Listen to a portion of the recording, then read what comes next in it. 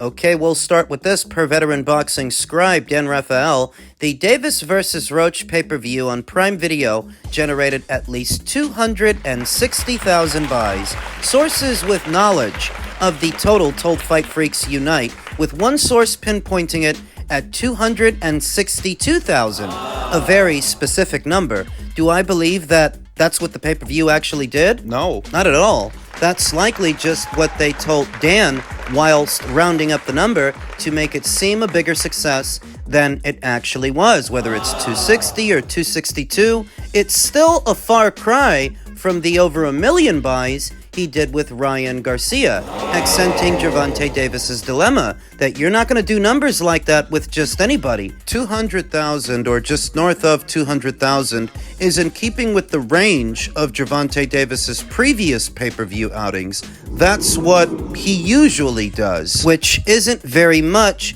in the greater scheme of things, certainly not enough to have kept Showtime in the sport of boxing. These are the kind of numbers that he was doing on that platform, and where many heralded those kinds of numbers as a success, as being good, apparently it wasn't good enough to keep Showtime in the sport, because these are exactly the kind of numbers that Gervonta Davis was delivering to that platform. What they like to say now is that 200,000 is the new 500,000 as an excuse. But if the Ryan Garcia fight taught us anything, it's that it's still possible to hit 1 million or a little over 1 million buys with a pay-per-view, but it's got to be the right fight. It can be done. Though if this is what you're doing the rest of the time, you're basically cutting off an entire portion of the boxing community to make a few more dollars on pay-per-view, which in the long run is costing you a lot of eyes. Enough that Showtime Boxing, for example, wasn't able to stay in the sport, bringing in numbers like these for a boxing match. You saw a lot of people talking about Gervonta Davis's fight online, but not everybody that was talking about the fight online purchased the fight. Those are just a lot of people that stole it, watched it through illegal streams, which are all the rage right now. That's why online metrics are deceiving. Just because a lot of people online were talking about that fight doesn't mean a lot of people spent money to see it.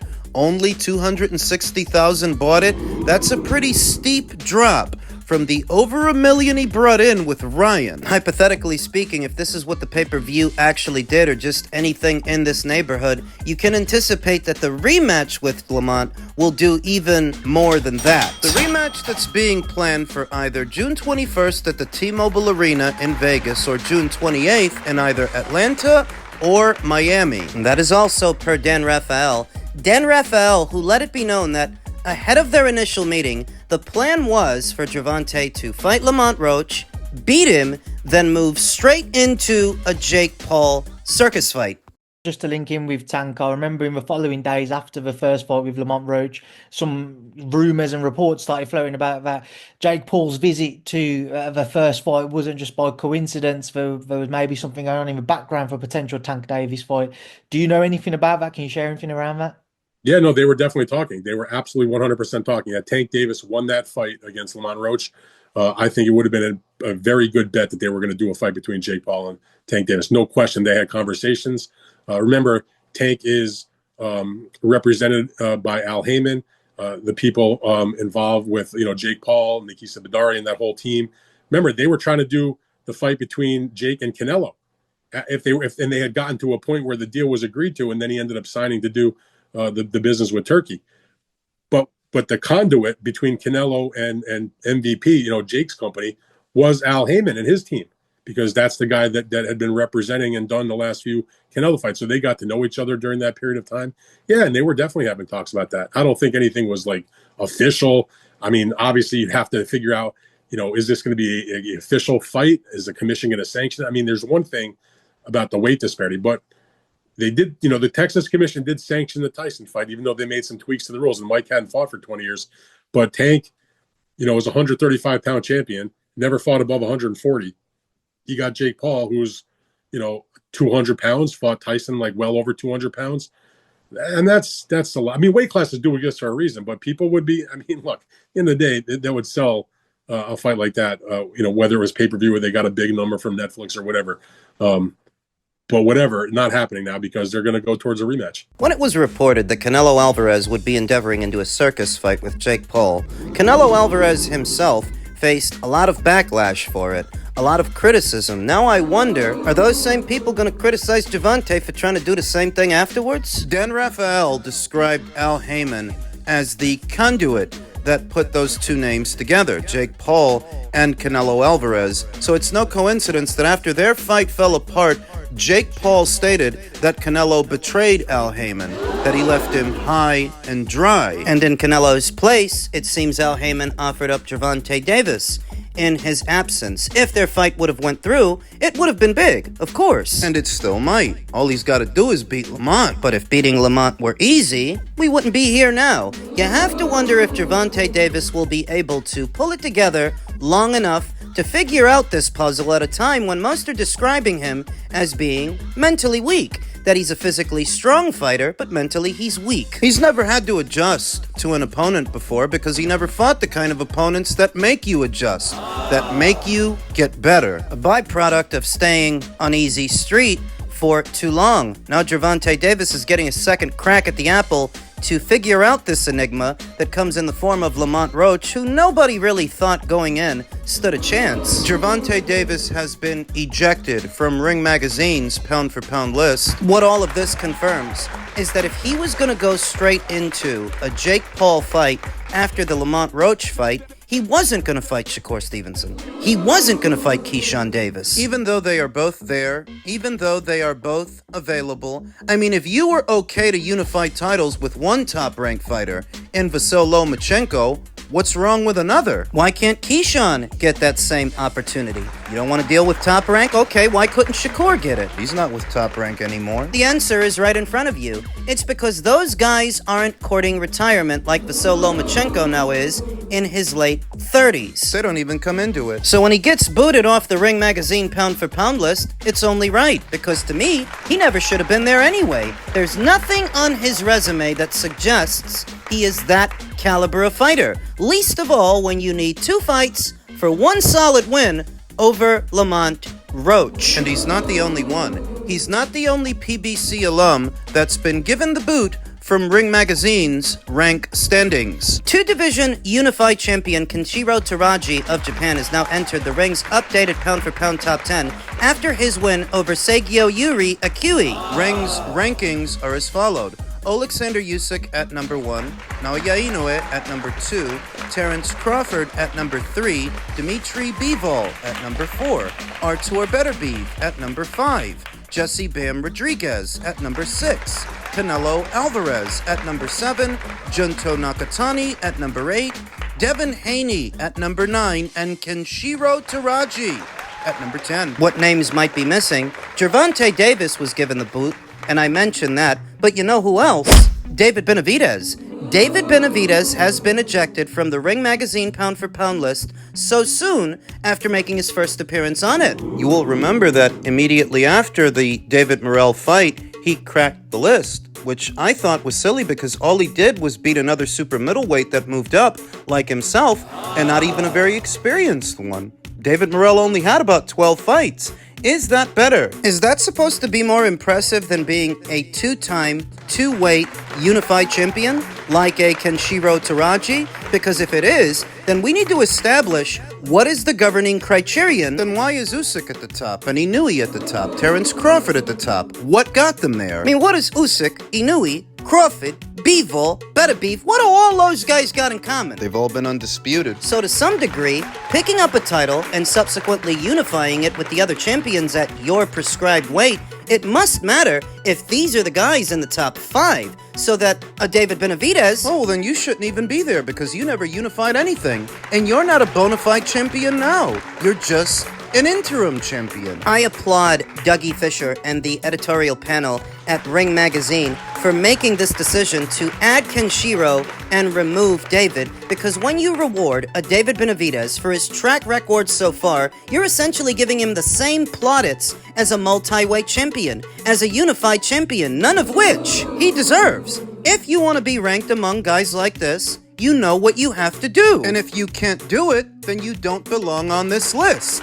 That's the formula. That's how it should be. And I'm glad to see that the people at Ring Magazine have arrived at this conclusion. That's not even saying that you can't give David credit for beating David Morrell. It's a good scalp, But it ain't that good. there's more work needs doing. Every single fighter ranked on this list right now has either unified a title or been a champion at more than one weight. A bona fide champion, not a regular champion, not an interim champion, not a secondary titleist with a secondary belt. Every single guy on this list is accomplished in their own right.